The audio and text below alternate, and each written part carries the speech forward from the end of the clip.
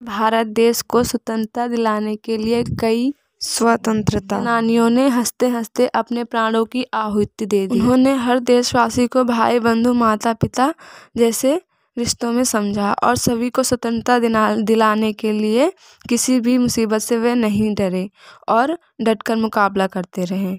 वो हैं चंद्रशेखर आज़ाद। चंद्रशेखर आज़ाद जी का जन्म 23 जुलाई सन 1906 में मध्य प्रदेश के भावरा गांव में हुआ था।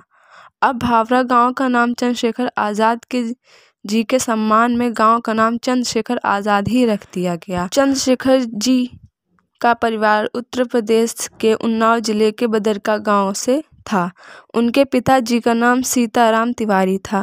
सीताराम तिवारी जी को अकाल के कारण उत्तर प्रदेश को छोड़ मध्य प्रदेश के भावरा गांव में शिफ्ट होना पड़ा।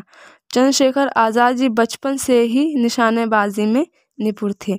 चंद्रशेखर आज़ाद जी को खेल कूद में बहुत रुचि थी। उनका पढ़ाई में उतना मन नहीं लगता था और चंद्रशेखर आज़ाद जी बचपन से ही विद्रोही स्वभाव के थे और इस विद्रोह की आग उनके मन में तब भड़क चुकी थी जब जलियांवाला बाग में हत्याकांड हुआ था। चंद्रशेखर आज़ाद जी का आज़ाद नाम कैसे पड़ा, इसके पीछे भी एक कहानी है। कहानी यह है कि जब 1921 में महात्मा गांधी जी के द्वारा चलाए गए असहयोग आंदोलन अपनी चरम सीमा पर था, तब चंद्रशेखर आज़ाद जी को एक धरने के दौरान गिरफ्तार कर लिया गया और उन्हें मजिस्ट्रेट के सामने ले जाया गया। पारसी मजिस्ट्रेट मिस्टर खरे घाट ने चंद्रशेखर आज़ाद जी से अकड़ कर पूछा, तुम्हारा नाम क्या है?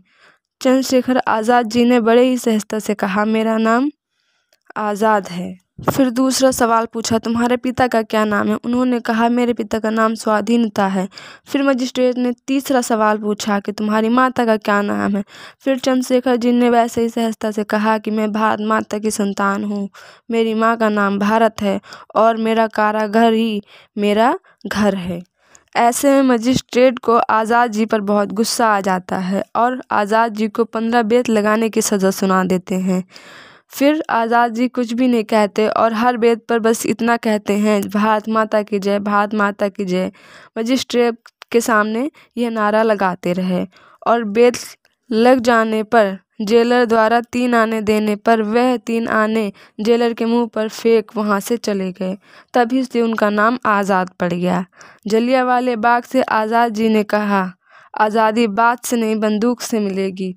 उस समय असहयोग आंदोलन अपनी चरम सीमा पर था और इस आंदोलन में चंद्रशेखर आज़ाद जी ने भी हिस्सा लेकर देश और महात्मा गांधी जी का पूरा साथ दिया, जिसकी उन्हें सज़ा भी मिली और उन्होंने आंदोलन में अपना पूर्ण बलिदान भी दिया। और फिर साथ ही भगत सिंह जी ने लाला लाजपत राय जी की हत्या का बदला लेने का निश्चय कर लिया। इसमें भी भगत सिंह जी ने उनका पूरा साथ दिया। भगत सिंह जी ने एक योजना बनाई कि असेंबली में बम फोड़ा जाए, इसमें भी आज़ाद जी ने भगत सिंह का पूरा साथ दिया।